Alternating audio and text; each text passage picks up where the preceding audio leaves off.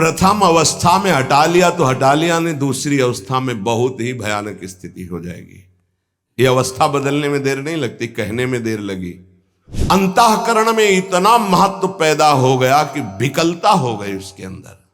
अब यही उसके पतन का कारण बन गया। ऐसे तृतीय अवस्था में ये पता ही नहीं रहता मैं गलत कर रहा हूं या गलत करने जा रहा हूं, विवेक ही काम नहीं करता, वो उसे सुख और अपना जीवन मान लेता है। नाम चल रहा है तो विवेक ठीक है, वो बचा लेगा आपको। भगवान का आश्रय लेकर भक्ति करने वाला उपासक बहुत जल्दी विजय प्राप्त कर पाता है इन विकारों पर, अन्यथा मार के गिरा देते। बहुत बड़े विजयी योद्धा हैं, काम क्रोध लोभ मोह मद मत्सर, हरि बचावे। वैसे कहा भी है हरि ने कि मामेवे प्रपद्यन्ते माया में ताम तरन्ति, मेरी शरण में आ जाओ तो बच जाओगे। प्रार्थना है अपनी तरफ से, 1000 बार फिसल जाए तो 1001 बार भी हिम्मत रखे, पड़े ना रहे। उपासक कामना के वशीभूत होने के कारण इस प्रेम का परिचय नहीं प्राप्त कर पाता। ना चाहते हुए भी ये काम पापाचरण करा ही देता है। अर्जुन ने प्रश्न किया था, ये कौन है जो ना चाहने पर भी बलात् जबरदस्ती पाप करा देता है? तो भगवान ने कहा, वो काम है, वो क्रोध है। ये रजोगुण से प्रकट होता है, राग से, और ये महापापी है, अर्थात महापाप कराने वाला है। महाशनो, ये कभी तृप्त नहीं होने वाला, चाहे जितना भोग लो। ना चाहने वाली बात ऊपरी है और चाहने वाली बात हृदय की है। संसार शरीरों में भोगने से सुख मिलता है, अंदर बैठा है, और ऊपर से हम कहते हैं कि हम नहीं चाहते थे पर ऐसा हो गया। नहीं, अगर ये बात अंदर बैठ जाए कि हमें नहीं चाहिए ये झूठे सुख, तो फिर कोई परास्त नहीं कर सकता। तो बोले जानकारी होने पर भी प्रयोग क्यों नहीं हो पाता? वस्तु, व्यक्ति, क्रिया, स्थान, इससे जो हम सुख चाहते हैं उसे काम कहते हैं।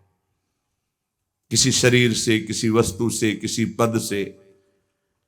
इस काम में शब्द तो एक है पर इसके दोष अनंत हैं।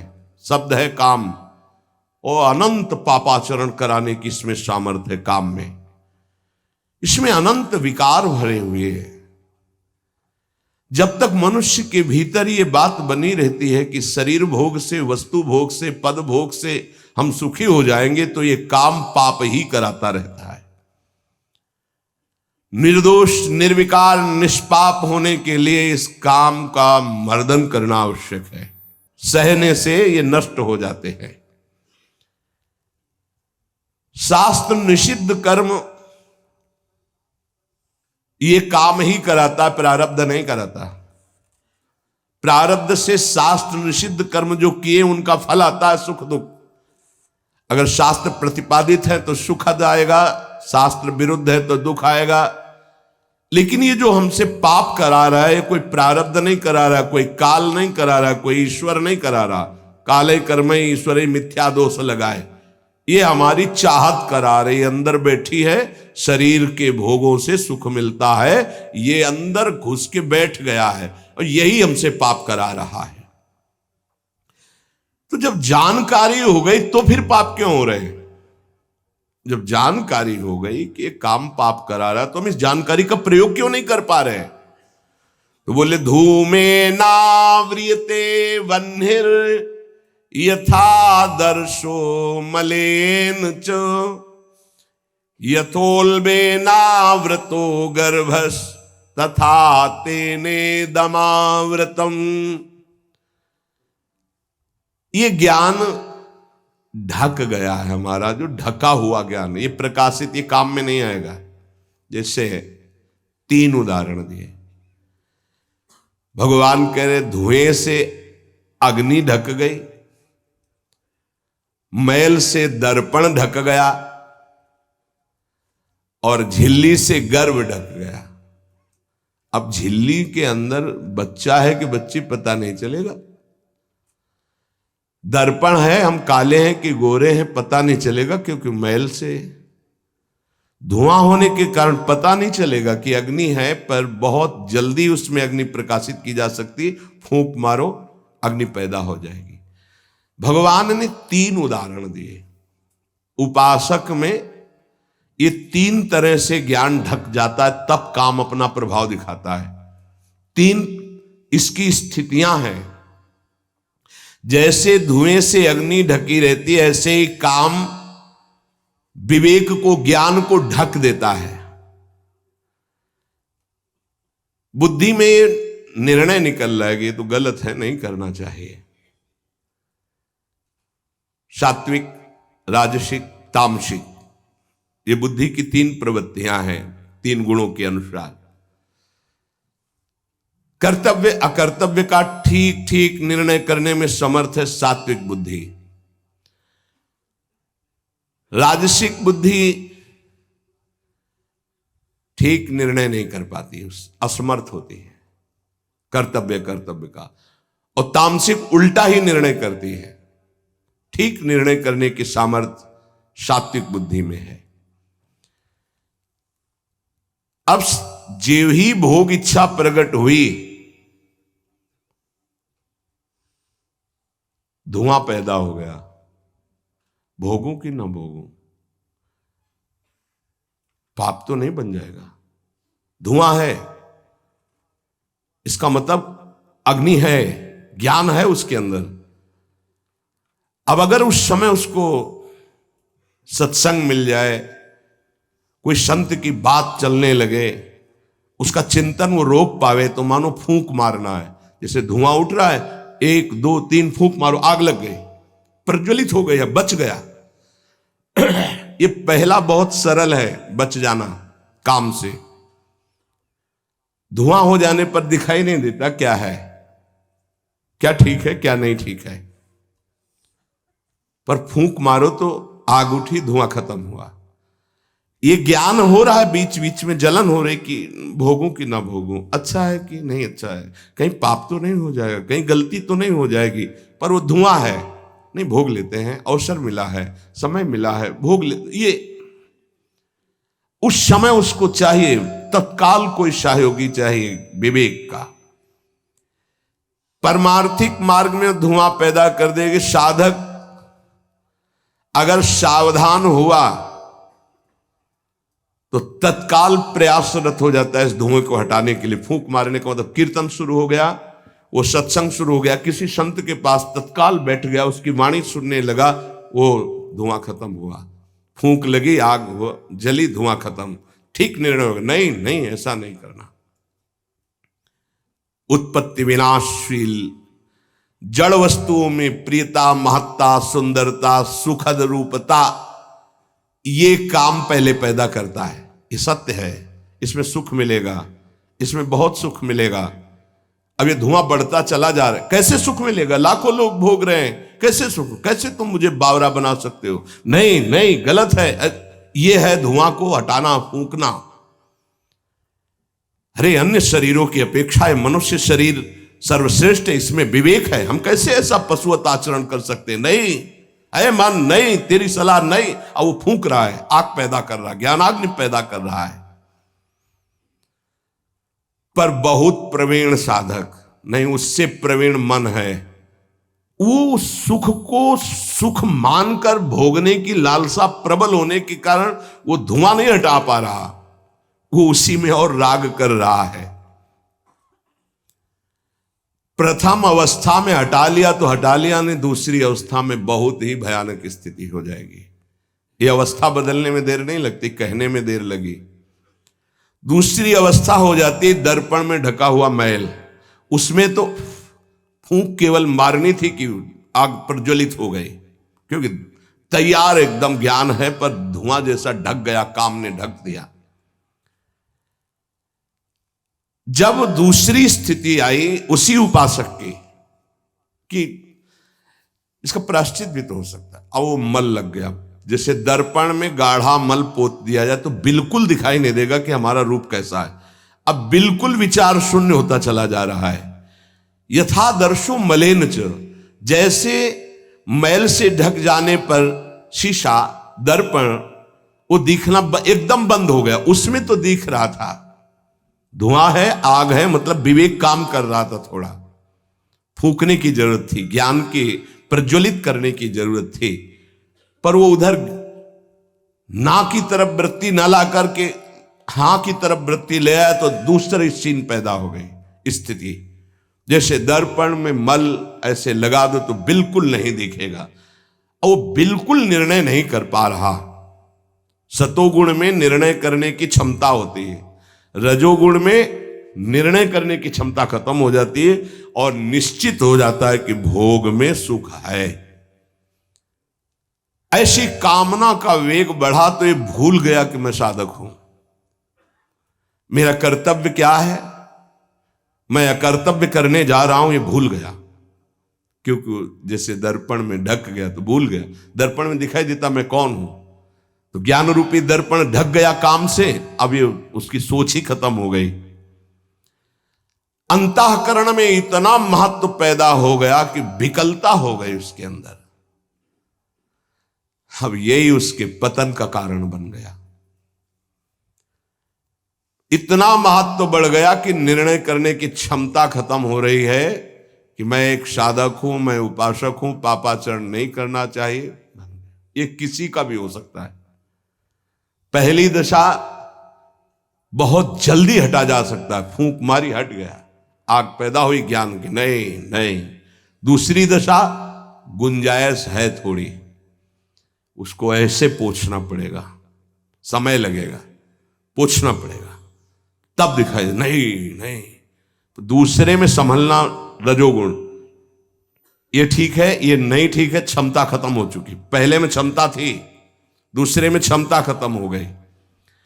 तीसरा यथोल बेना व्रतो गर्भा, तीसरा तमोगुण, वो विपरीत ही दिशा की तरफ ले जाएगा। क्षमता की तो बात जाने दो, वो सारी सामर्थ्य विपरीत, जो होगा देखा जाएगा, चलो, वो विपरीत दिशा की तरफ ले जाएगा। दर्पण पर मैल आने से उसको हटाने की गुंजाइश है, यहां तक हटा जा सकता है, दूसरी स्थिति तक, पर दूसरी स्थिति बहुत कठिन है। हटने की स्थिति अब खत्म हो चुकी, लगभग पर हटा जा सकता है, लेकिन तीसरी में तो हटा ही नहीं जा सकता। जैसे झिल्ली से ढके गर्भ का ये पता ही नहीं है कि बच्चा है कि बच्ची है, ऐसे तृतीय अवस्था में ये पता ही नहीं रहता मैं गलत कर रहा हूं या गलत करने जा रहा हूं। विवेक ही काम नहीं करता, वो उसे सुख और अपना जीवन मान लेता है। अगर उस कामना में बाधा पड़ी तो तमोगुण की वृत्ति बढ़ जाती है और क्रोध पैदा हो जाता है। क्रोध जब अपना स्वरूप धारण करता है तो हिंसा पैदा कर देता है, सम्मोह पैदा कर देता है। सम्मोह स्मृति का नाश किया और बुद्धि भ्रष्ट हुई, नष्ट हो गया साधक। ये सर्वनाश करने वाला काम। सम्मोह माने मूढ़ता, घोर मूढ़ता, कुछ निर्णय करने की सामर्थ्य नहीं रह गई। पशुवत, एकदम पशु। अब उसमें जब वाणी खुलेगी तो झूठ, आचरण होंगे तो कपट, व्यवहार होगा तो बेईमानी, कर्म होगा तो अन्याय और पाप, गुस्सा आएगी तो अत्याचार, हिंसा, इसके सिवा और कुछ नहीं। अपना रजिस्टर कभी पढ़ के देखो, अपने रजिस्टर को तो देखोगे नहीं कि अपने जीवन के रजिस्टर में हमने क्या क्या आचरण किए हैं। ये सबको देखना चाहिए। ये बात समझने की है, थोड़ा कड़वाहट जरूर है कि हम सब तत्काल भगवान को दोष देने लगते हैं, लेकिन भगवान चीख चीख के वर्णन कर रहे हैं, ऐसा मत करो इसका परिणाम ये है, ऐसा करो इसका परिणाम ये है। तो जो कह रहे हैं करो वो तो हम कर नहीं रहे, जो कह रहे हैं नहीं करो वो हम कर रहे हैं। तो उसका जब परिणाम आता है तो हम भगवान को कोसते हैं। बंबूल बोओगे तो उसमें दाग छुहारा नहीं लगेंगे, कांटे ही लगेंगे।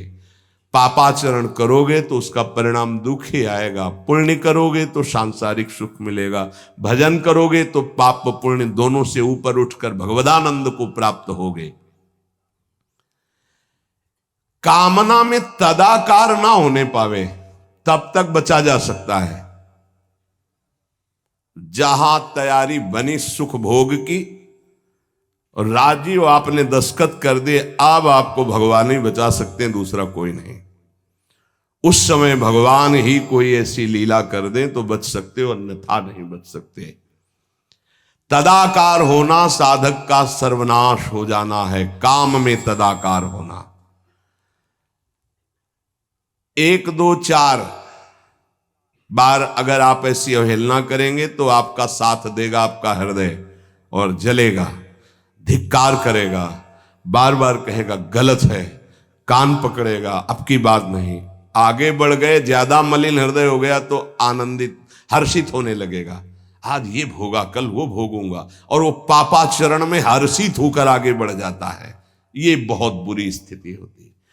जब तक साधक का हृदय धिक्कार देता है तब तक तो निकलने के चांस रहते हैं कि गलती को गलती मानता है और बार बार कहता है अब नहीं करूंगा। वो विवश होकर गलती हो रही पर वो कह रहा नहीं करो, ये निकल जाएगा, आज नहीं तो कल निकल जाएगा। लेकिन जो राजी हो गया है, जिसने इस महान पाप को अवगुण को गुण मान लिया है, निकलने की संभावना नहीं, क्योंकि तदाकार होकर उसी में लग गया है। तथा तेने दमावृतम, कामना और इसकी ये 3 अवस्थाएं हृदय में आती हैं। जो साधक ये जानता है, सुनकर के ये मानता है कि कामना में भोगों में सुख नहीं है, भगवान कह रहे हैं, संत कह रहे हैं, शास्त्र कह रहे हैं, कामना का त्याग करने से ही शांति और सुख मिलेगा। त्यागात् शान्तिरन्तरम्।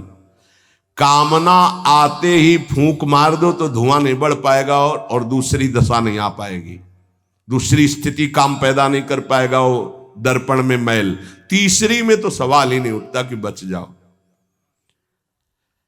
परमार्थ का रुचि रखने वाला साधक कामना को पहचानना सीखे और जहां काम अंदर आवे तत्काल उसको नष्ट करना सीखे। नष्ट करने का उपाय है नाम कीर्तन, भगवत गुणवानवाद, सत्संग, श्रवण। किसी संत के समीप तत्काल बैठ जाओ, किसी साधक के समीप, और चर्चा करने लगो, काम की नहीं, भगवत चर्चा। ये भी बताने की जरूरत नहीं कि मेरी स्थिति गड़बड़ है, थोड़ा मुझे, कुछ नहीं, उसकी चर्चा नहीं। अगर ऐसा बोले तो उसकी सत्ता दृढ़ होगी। शांत, थोड़ा मन विक्षेप में आया, ऐसा लगा कि आपसे वार्ता करें तो थोड़ी देर आप सुनाइए, गोपी गीत सुनाइए, आप चतुराशी जी का थोड़ा कुछ, आप कुछ प्रभु के विषय में कोई सिद्धांत की चर्चा, सत्संग लगा दीजिए, सत्संग सुनने लगिए, एकांत से हट जाइए, बाहर मैदान में आ जाइए। तो किसी भी तरह से आपको उस समय बदलना है, चिंतन बदलना है।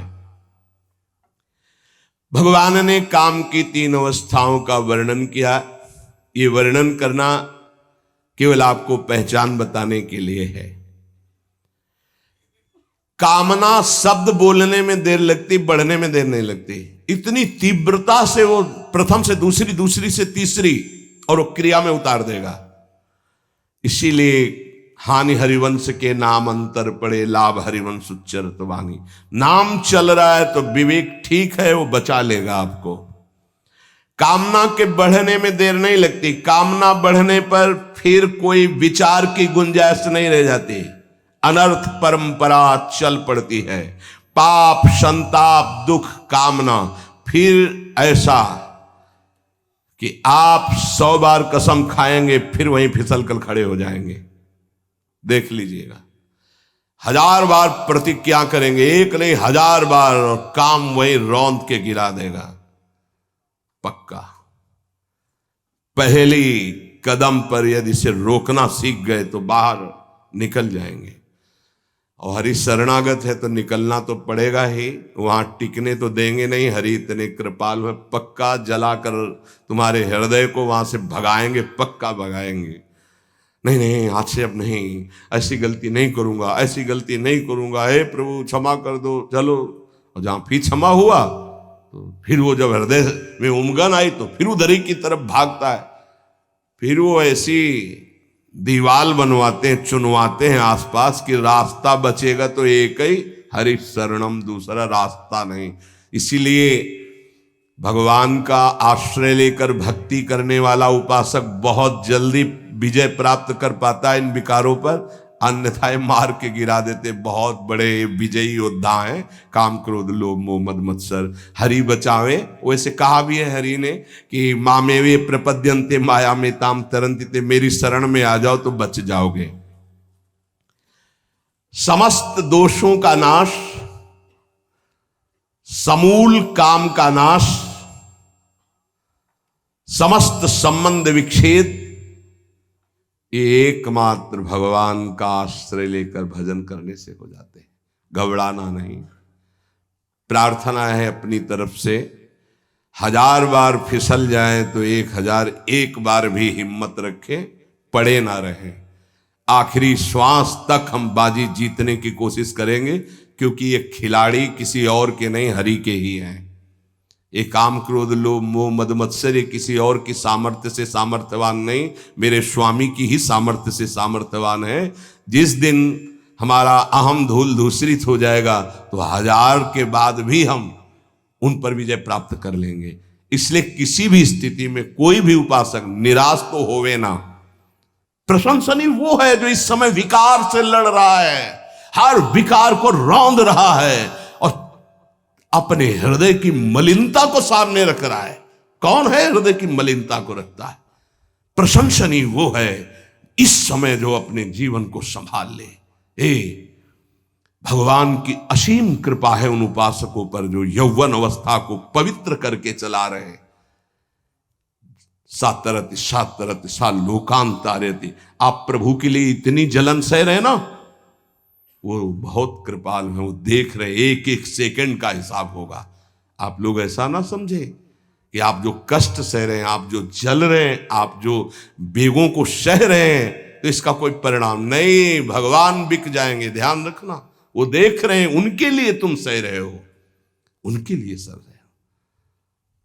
समस्त विषयों का आक्रमण साधकों के हृदय में, तो क्या जाने विषय पुरुष, जो मनाया सो खा लिया, जो मनाया देख लिया, जो मनाया भोग लिया, जो मनाया सूंघ लिया। चलो एक साइड में आके देखो, तब तुम्हें पता चलेगा। इसलिए हमारी प्रार्थना मानना, कभी भी किसी भी स्थिति में उदास निराश और कदम पीछे मत हटाना। आखिरी श्वास तक योद्धा दुश्मन को परास्त करके विजय श्री की आशा रखता है, और हमारी आशा इसलिए पूरी होगी कि हमारे साथ प्रियालाल है। नागरी दासी जन्म जितायो, बलिहारी बलिहारी। ये क्या जाने, ये तो जरा सा छींक दोगे तो तैयार हो जाएंगे हो हल्ला मचाने में। ये साधना जानते हैं क्या? ये चढ़ाई चढ़े हैं क्या? कि फिसलने वाला कितना मेहनती होता है, जो चढ़ के जाना चाहता है फिसल रहा है, उसे कौन जानता है। इसीलिए बड़े बड़े महापुरुष इस बात को, साधकों को प्रोत्साहन देते रहते। विषयी जी थोड़ी जानते, विषयी जी तो जरा सी बात हुई ना तो तोप बना करके, वो अपना रजिस्टर देखो पूरा काला, कभी नहीं वो देखेंगे लौट के। हाँ, एक बिंदु अगर कहीं छिट्टी आ गई है ना तो हो हल्ला मचा देंगे। साधक ऐसा, साधक है। 1000 बार परास्त होने पर भी हमारा वो उदासीपन नहीं आना चाहिए, निराश नहीं होना चाहिए। चूक गए, इस बार भी चूक गए, आगे बढ़ेंगे, रौंदेंगे हम हरि नाम के बल से। हरस हरि नाम जपत जय, निराशा नहीं आनी चाहिए अंतिम श्वास तक, क्योंकि युद्ध किसी साधारण से नहीं हो रहा। भगवान की शक्ति से संपन्न ये षड विकार हैं, कोई छोटे मोटे। भगवान के पुत्र बने जाकर कृष्णावतार में प्रद्युम्न कौन है? कामावतार, साक्षात काम प्रद्युम्न के रूप में अवतरित हो, भगवान के पुत्र रूप में। ये भगवत शक्तियों से संपन्न है, तो भक्त के ऊपर क्यों आक्रमण करते हैं? उसके अहंकार का नाश करने के लिए, शरणागति पुष्ट करने के लिए। ये अनुभव की बात कह रहा हूं। शरणागति में जहां कच्चाई होती तो वीर योद्धा घेरते हैं आसपास, तो हमारा मन भागता है प्रभु की शरण। त्राहिमाम, तो कहते आओ, हम ही ने तो लगाया है इनको, नहीं हम ना लगाते तो तुम अहंकार से फैल जाते। आओ, सच्ची कह रहे हैं, ये काम क्रोध लोभ हमारे बड़े सहायक हुए। जब जब ये तीर कमान संधान किए तो भाग पड़े अपने लोग, हरीश शरणम, क्योंकि दूसरा रास्ता ही नहीं है। तो प्रणाम है इनको कि इन्होंने भगवान की शरणागति पुष्ट की, इन्होंने भगवान का आश्रय दिलाया। अगर ये जलाते नहीं तो इधर आना ही नहीं होता। और ये भगवत शक्ति से संपन्न बच सकता है तो भगवत शक्ति संपन्न ही बच सकता है, दूसरे की सामर्थ्य नहीं। हजारों बार यदि हारेंगे तो हमारे अंदर कहीं अहंकार है, इसलिए नहीं। अहंकार रहित पर इनका कहीं किसी भी तरह का प्रभाव नहीं होता। तो अहंकार रहित करने के लिए भगवान इशारा कर देते, देखो प्रश्न करके। तो क्या भगवान भ्रष्ट कराते हैं? वो कहते हैं नामे भक्ता प्रणश्यति, किसी भी स्थिति में मेरे भक्त का नाश नहीं होता। भगवदाश्रय, नाम जप और बहुत सावधानी पूर्वक एक एक मिनट व्यतीत किया जाए। शेष चर्चा आगे। श्री राधा वल्लभ लाल की।